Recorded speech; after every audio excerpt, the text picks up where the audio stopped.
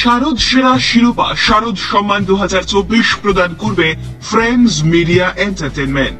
Inner I publication relation সংস্থার সহযোগিতায় এবছরের শারদ সেরা শিরোপা শারদ সম্মান 2024 প্রদান করতে চলেছে friends media entertainment. Friends media এন্টারটেনমেন্টের তরফ থেকে নির্দেশক শুভজিৎ বোস আজ এক সাংবাদিক সম্মেলন করে একথা জানিয়েছেন। এবছর দুর্গাপুজো পরিদর্শনের জন্য আমাদের কাছে উত্তর ও দক্ষিণ কলকাতা এবং বিধাননগর থেকে মোট 500টি আবেদন জমা পড়েছিল।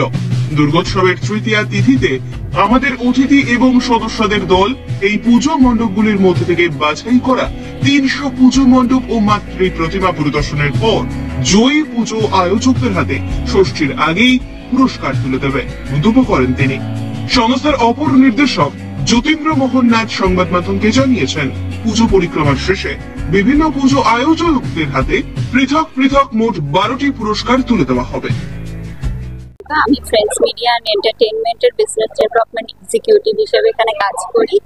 আর আমাদের প্রত্যেক বছরই শারদ সেরা শিরোপা হয়। আমি প্রথম বছর যুক্ত হয়েছি, তো ভীষণ ভালো লাগছে। আর মানে এখন যা পরিস্থিতি চলছে, সেই পরিস্থিতির মাঝখানে যে আমরা পুজোটা করে উঠতে পারবো, মানে এটাই একটা খুব বড় জিজ্ঞাসা চিহ্ন ছিল।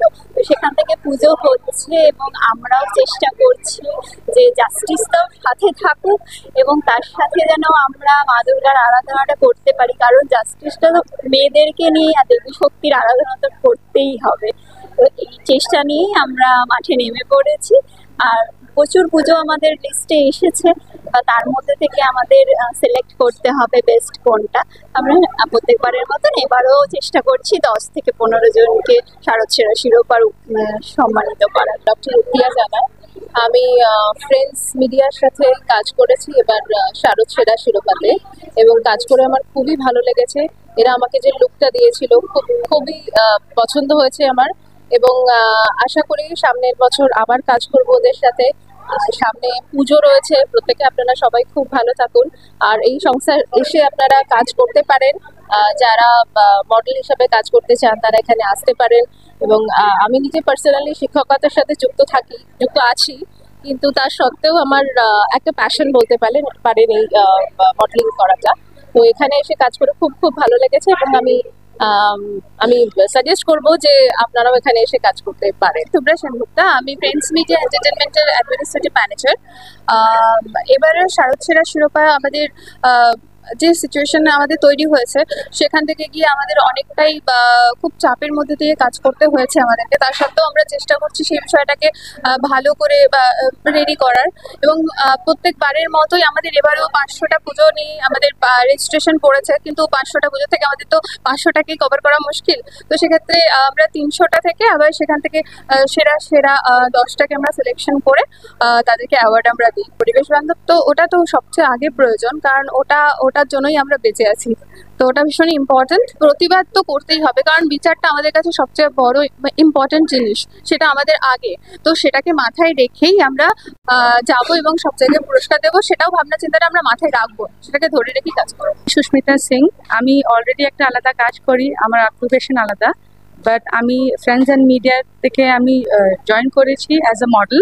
অ্যান্ড ওনাদের ব্যবহার everything was very nice, they are very friendly, so I really enjoyed. Shri Bhandari है एंड ये हम लोग सारी टीम है, और हम लोग मतलब सब मेकअप आर्टिस्ट हैं, और हम लोग को यहाँ फ्रेंड्स एंड मीडिया एंटरटेनमेंट में काम करके बहुत ही अच्छा लगा। हम लोगों ने बहुत सारे लुक क्रिएट किए, और आप लोग अभी देखोगे बहुत सारे लोगों को भी कैसा लुक है क्या नहीं है। बट हाँ, अभी और आगे वाले फ्यूचर में जो भी पूजा होगा और भी सोचते हैं कि और भी अच्छा काम करें हम लोग इन लोगों के साथ। টমাটিস রিনা, তো এখানে আমি 2 বছর ধরে কাজ করছি, খুবই ভালো লেগেছে। প্রতি বছরই যখন পুজো আসে তো মেকআপ, এখানে ইন্ডাস্ট্রির মেকআপ আমি করি, তো আমার এখানে মেকআপ করে খুবই ভালো লেগেছে। আমাদের এটা 3য় বছরের প্রচেষ্টা, তো আমরা এটা চাইছিলাম আরো বড় করে করার, মানে কলকাতায় মোটামুটি আরো 500-600 পুজো কভার করার চেষ্টা করছিলাম, but due to some unavoidable circumstances আমাদের এটা একটু ছোট করে করতে হলো। তো তাও আমরা 150 থেকে 200 পুজো কভার করছি, এবং চেষ্টা করছি সব রকম উত্তর, দক্ষিণ, মধ্য কলকাতা এবং সল্টলেকের মেজর পুজোগুলোকে কভার করে তাদের মধ্যে থেকে যারা শ্রেষ্ঠ, বিভিন্ন ক্যাটাগরিতে যারা শ্রেষ্ঠ আছে তাদেরকে আমরা পুরস্কৃত করব। আর এইভাবে আমরা এগিয়ে চলবো। নেক্সট ইয়ার আশা করা যায় যদি সবকিছু ঠিকঠাক চলে, এর থেকে বড় করে আমরা আরো এটাকে আয়োজিত করতে পারবো। পুরো কলকাতা কভার করছি, কলকাতা উত্তর, কলকাতা দক্ষিণ, মধ্য কলকাতা, এছাড়া তার সাথে আমাদের সল্টলেক আছে এবং হাওড়ার কিছু পুজো আছে। টার্গেট 12টা পুজোতে আমরা টার্গেট করেছি যে পুরস্কার দেওয়ার জন্য। আর মোটামুটি আপনার আমাদের প্রায় 500-র উপরে পুজো পড়েছে নমিনেশন। এবার ফার্স্ট রাউন্ডের নিরিখে সেখান থেকে আমরা 300টা পুজো বাজবো, তো 300টা পুজোতে পরিক্রমা হবে। ক্যাটাগরি আছে সেরা সেরা পুজো বা আপনার প্যান্ডেল, প্রতিমা, আলোকসজ্জা, পরিবেশ বান্ধব পুজো, তারপর কম বাজেটের পুজো, ঠিক আছে। তো এরকম ডিফারেন্ট টাইপ অফ ক্যাটাগরিজ আছে। তো সেই ক্যাটাগরিজগুলোর মধ্যে দিয়ে আমরা আমাদের বেস যে পুজোগুলো পাবো আমরা কলকাতার মধ্যে তাদেরকে আমরা ফ্রেন্ডস মিডিয়া এন্টারটেনমেন্ট এর প্রোডাকশন হাউস। তো আমাদের সারা জীবন ফিল্ম মানে সারা বছরই আমাদের ফিল্ম, ফ্যাশন, মিডিয়া, ইভেন্ট এগুলো নিয়ে আমাদের কাজ করতে হয়। তো এই সুবাদে আমাদের সাথে অনেকেই আছে, অনেক মডেল আছে, অনেক মেকআপ আর্টিস্ট আছে, অনেক সেলিব্রিটি আছে, তারা আমাদের সাথে কোরিলেটেড। তো ডিফারেন্ট টাইপ অফ সেগমেন্টে তাদের সাথে আমাদের কমিউনিকেশন, বুঝতেই পারছেন পুজোটা সবার, নানা রকম প্রোগ্রাম, নানা রকম জায়গার। এবার তাদের মধ্যে যারা যারা আমাদের সাথে সময় পাচ্ছে, যাদের সাথে কমিউনিকেট, তারা সবাই আমাদের সাথে কমিউনিকেট করছে এবং তারা আমাদের সাথে যুক্ত হয়ে আমরা এই শারদ সম্মানটাকে একটা সাফল্য জায়গায় নিয়ে যাওয়ার চেষ্টা করছি। 3টে রাউন্ড করি। ফার্স্ট রাউন্ড হয়ে যাওয়ার পর সেকেন্ড রাউন্ড হওয়ার পর আমরা ওখানে কিছু সিলেকশন করি এবং ফাইনাল রাউন্ডে গিয়ে আমরা পুরস্কারগুলো ক্লাবের হাতে দিয়ে দিই। ঘোষণাটা দেখুন, আমাদের সেকেন্ড রাউন্ড হয়ে যাওয়ার পরেই আমরা ঘোষণা করি আমাদের সোশ্যাল মিডিয়া।